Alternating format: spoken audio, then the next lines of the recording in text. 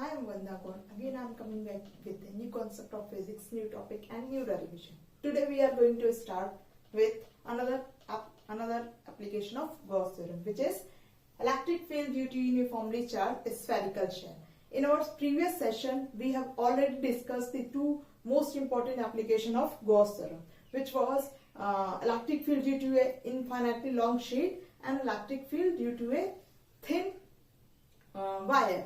Okay, now in this session we are going to discuss electric field due to uniformly charged spherical shell. Again, I am saying again and again, the application of Gauss theorem is very important for your exam point of view. ये जो question है आपका CBSE exam 2004, 2006, 2007, 8, 9, 11, 13 and 15 में आ चुका है. तो now let us come to the today's class. Now we are assuming suppose what we have to find electric field due to uniformly charged spherical shell. Shell का मतलब क्या होता है? Shell which is hollow from inside. Shell का मतलब क्या होता है? जो अंदर से क्या हो, खाली हो. तो now this is just like a ball. आप क्या कंसिडर कर सकते हो? बॉल कंसिडर कर सकते हो, या ये बलून है ना. अगर मैं 2D में ड्रॉ करूं तो it just like a circle, but we have to assume that is it's a spherical shell. और उस पे क्या है? उस spherical shell पे uniformly charge distributed है. उस spherical shell पे क्या है? uniformly charge distributed है. तो suppose we are this is uniformly charged spherical shell in which charge are distributed uniformly, which is hollow from the inside. ये क्या है? अंदर से हॉलो है और इसकी सरफेस पे क्या हो रहा है? यूनिफॉर्मली चार्ज डिस्ट्रीब्यूटेड है. And according to application of Gauss theorem what we have to find electric field due to uniformly charge spherical shell. अगर ये जो आपके पास शेल है इस पे चार्ज यूनिफॉर्मली डिस्ट्रीब्यूटेड है, तो due to this plus q charge which is uniformly distributed on this shell, we have to find electric field, है ना. तो हमें इलेक्ट्रिक फील्ड फाइंड करना, तो we are taking this part, we are taking a shell, है ना, जिसका radius क्या है? कैपिटल आर है. हमने रेडियस क्या ली उसकी? कैपिटल आर ली सेंटर से. अब इस शेल पे यूनिफॉर्मली चार्ज डिस्ट्रीब्यूटेड है, हमने उसकी रेडियस कंसिडर की capital R.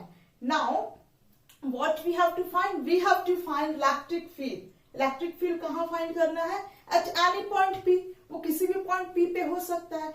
It may be outside this spherical shell. ये जो आपका स्फेरिकल शेल है इसके बाहर भी वो पॉइंट हो सकता है, उसके अंदर भी वो पॉइंट हो सकता है और उसके सरफेस पे भी वो पॉइंट हो सकता है ना. तो यहाँ पे 3 केसेस बनते हैं जहां पे हमें इलेक्ट्रिक फील्ड फाइंड करनी है ना. Electric field when P, suppose हमने फाइंड किया एक पॉइंट P जहां पे हमें इलेक्ट्रिक फील्ड फाइंड करना है ना. तो फर्स्ट हम 3 केसेस लेंगे. इस केस में 3 केसेस है. फर्स्ट केसेस में हम क्या करेंगे कि P को हमने आउटसाइड दी स्फेरिकल शेल रखा. सेकेंड केस में हम क्या करेंगे? P is kept inside this spherical shell. और थर्ड केस में हम क्या करेंगे? P is on the surface of spherical shell. Now come to the first case. First case क्या है? when P is kept outside the spherical shell, outside the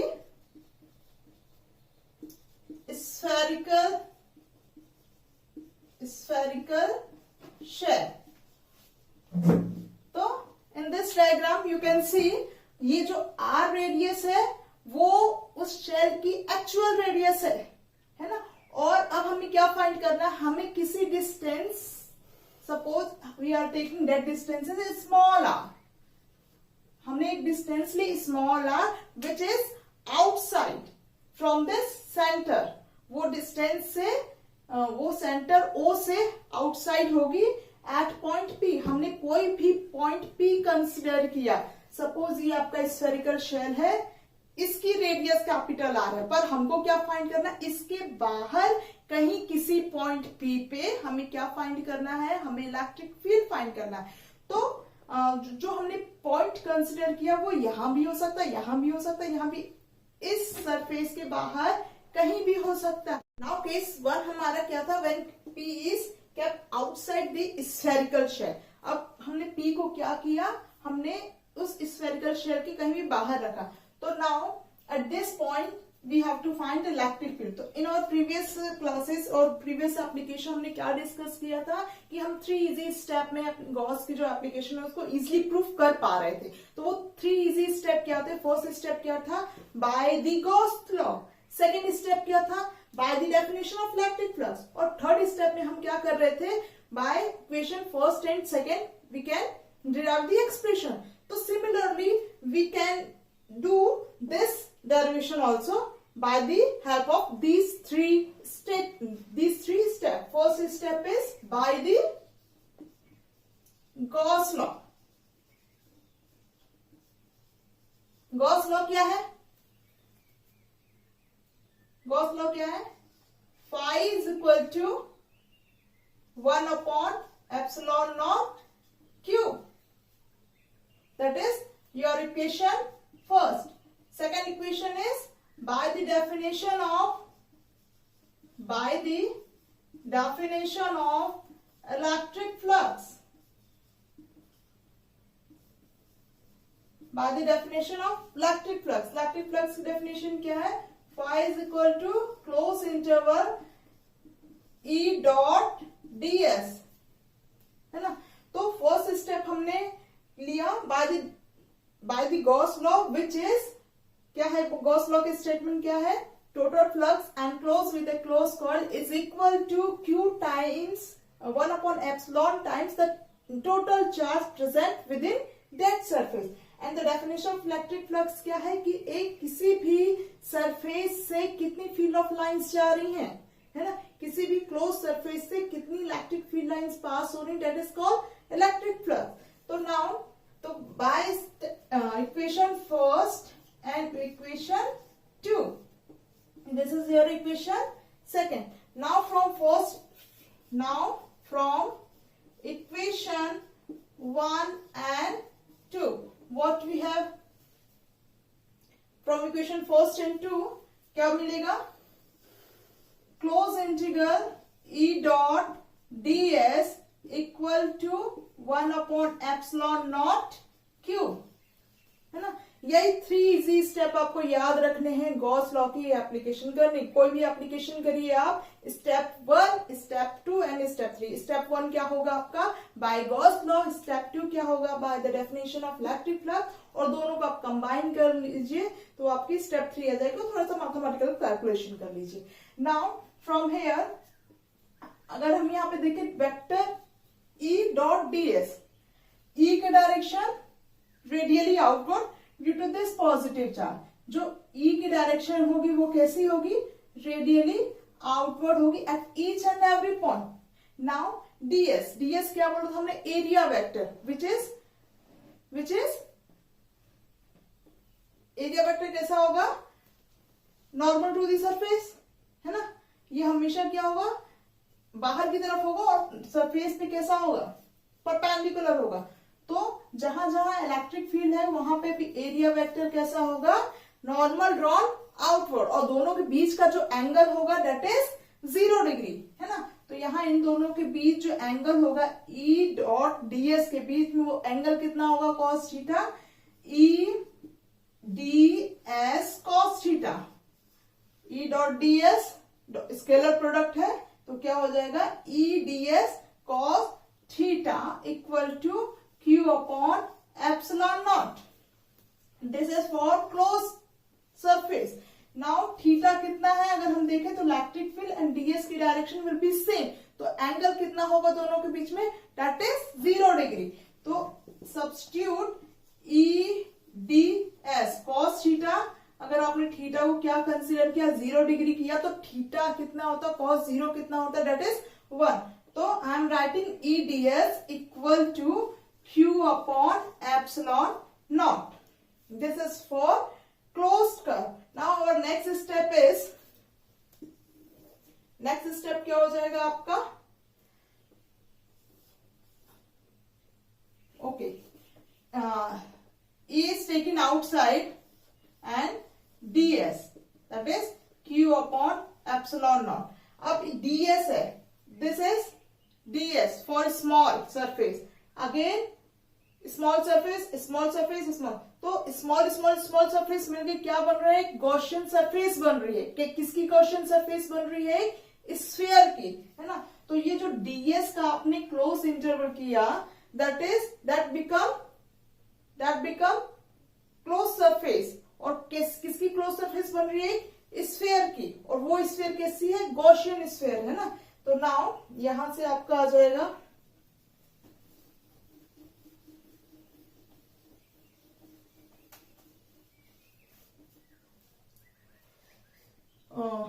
E into that is ds क्या हो जाएगा?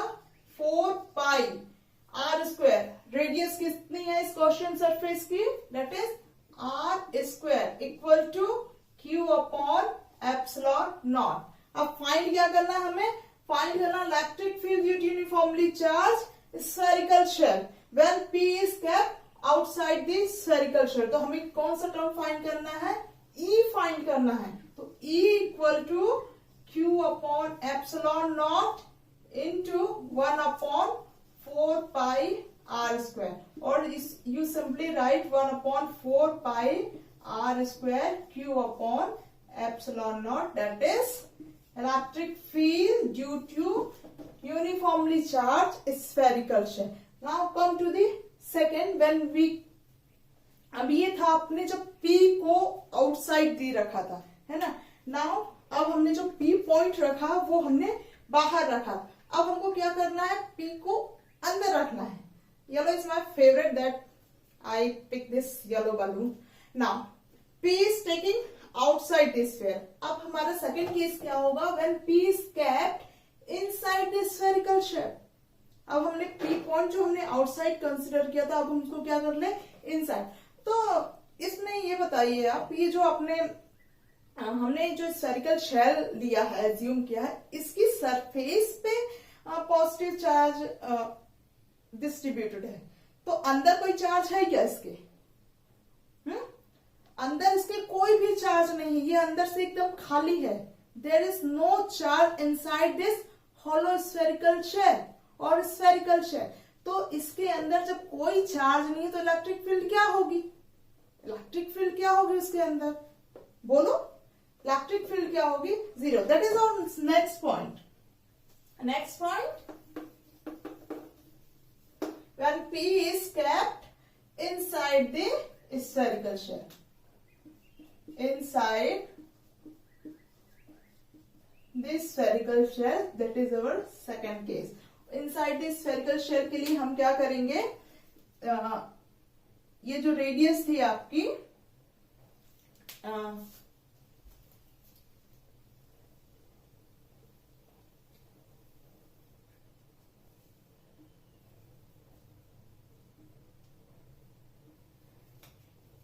हमने जो small are बाहर लिया था वो क्या करेंगे? That small r is that point P is kept inside this spherical shell. That point which is kept outside this spherical shell, that P point is, in this case we are keeping this inside the spherical shell. So here point P where we find the electric field due to this spherical shell. अब जब electric shell के अंदर जब कोई charge है ही नहीं तो electric field क्या होगी? तो आपको हमेशा ध्यान रखना है कि electric field in this case when there is no charge inside the spherical shell, कोई चार्ज नहीं है अंदर, तो इलेक्ट्रिक फील्ड क्या होगा? 0 होगा. तो अगेन हम जो है प्रोसेस स्टेप बाय स्टेप चलते हैं. Bye the definition of first step क्या था हमारा? Bye the Gauss law. Gauss law क्या है?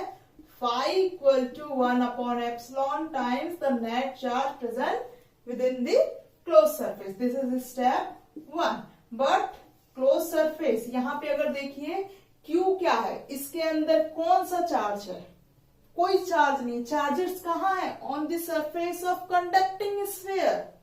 चार्जेस सारे कहाँ रिसाइड कर रहे हैं, सरफेस पे। किसकी सरफेस, जो हमारी शेल है उस पे चार्जेस है। अंदर आपको कोई भी चार्ज दिख रहा है क्या, नहीं, there is no charge inside this spherical shell.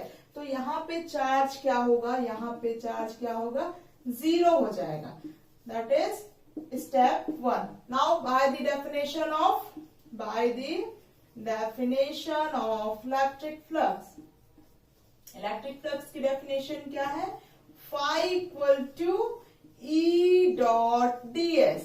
Again I am simply write E dot ds को मैं डायरेक्ट लिख देती हूं, E ds, है ना। तो E ds means E ds। This is our step 2। Now third step क्या था आपका, थर्ड स्टेप में क्या कर रहे थे हम, थर्ड स्टेप में from equation first and second, from equation first and second.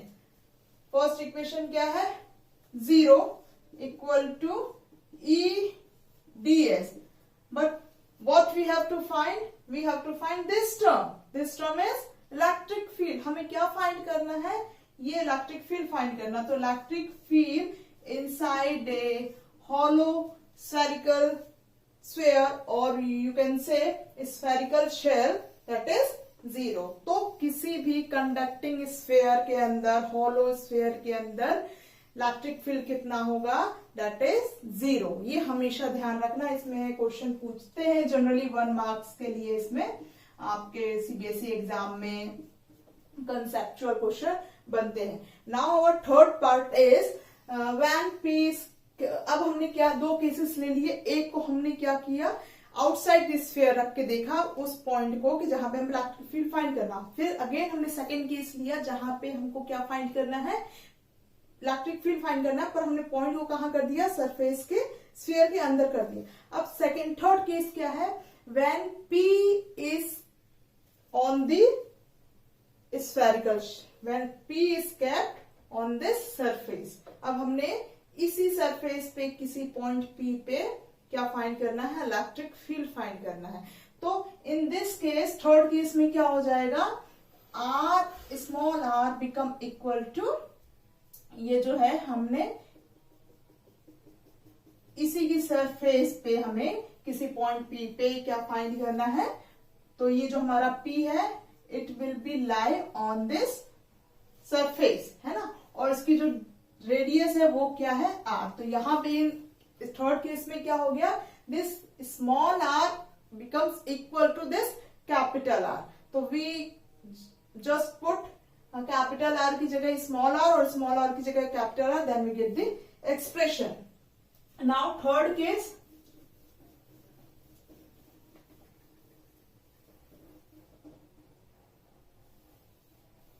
when P is on the surface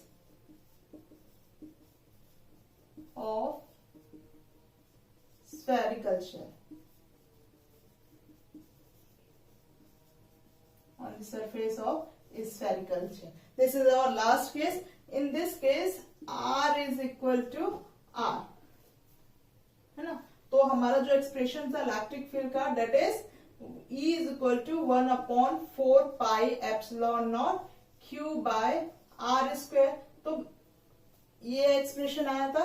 अब इस R को हम किसके इक्वल कर दे, when R is equal to, ये हमें फर्स्ट इक्वेशन से मिला था, है ना, जो हमने फर्स्ट फाइंड किया था, when P is outside this sphere. तो हमें एक्सप्रेशन क्या मिला था, electric field 1/4 pi epsilon naught Q by R square. अब इस R को हमको किसके इक्विवेलेंट करना है, अब यहाँ पे जो रेडियस थी वो किसके इक्वल हो चुकी है, कैपिटल R के इक्वल हो गई है। तो हमको इस R की जगह क्या पुट कर देना है, कैपिटल R पुट कर देना है। Then we just calculate the electric field on the surface of sphere.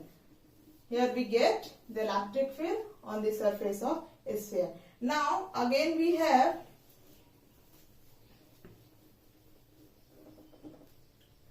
by surface charge density. Surface charge density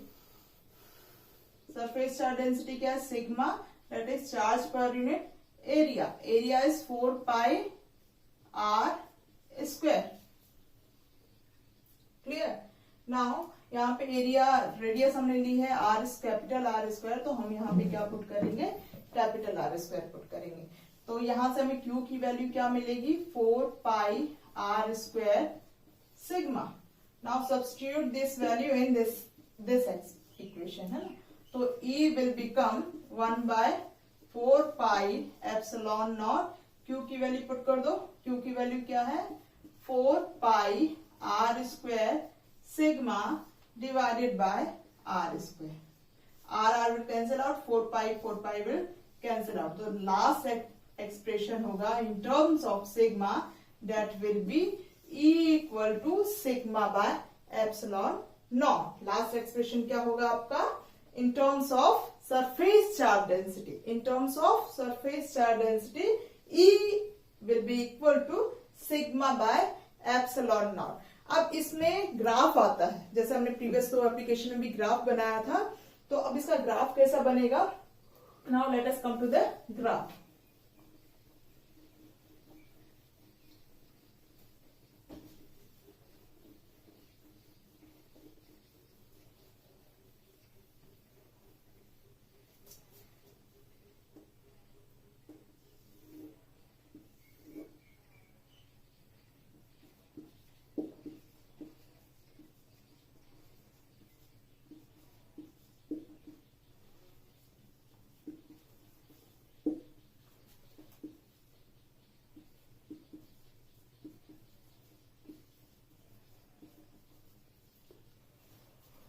okay, P is outside. P is outside के लिए क्या एक्सप्रेशन था? 1 by 4 pi epsilon naught Q by R square.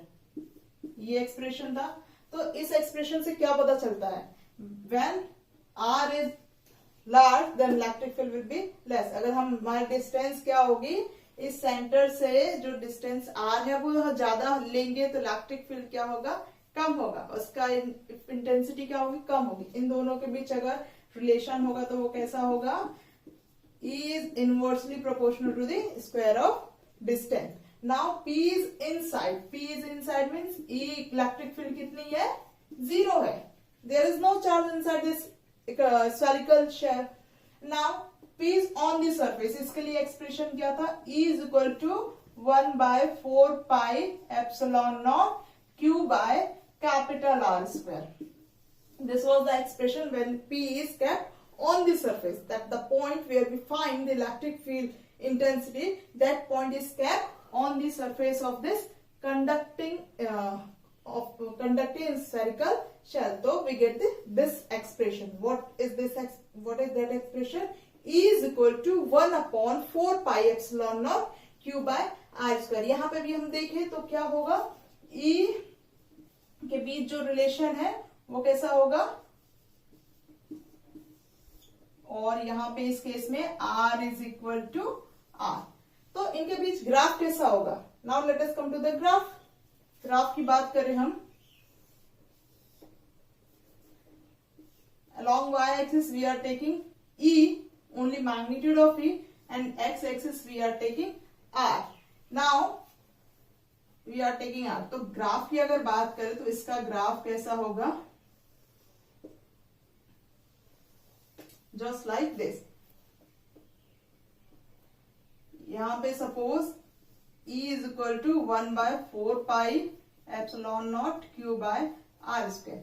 अगर electric field जो है, electric field और R के बीच का डिस्टेंस रिलेशन देखिए, तो आउटसाइड जितना हम R से दूर जा रहे हैं, जितनी डिस्टेंस हमारी ज्यादा हो रही है, डिस्टेंस ज्यादा है, इलेक्ट्रिक फील्ड क्या हो रहा है? कम हो रहा है. डिस्टेंस ज्यादा हो रही है तो इलेक्ट्रिक फील्ड क्या हो रही है? डिक्रीज हो रही है. This is P is outside when R is greater than small r.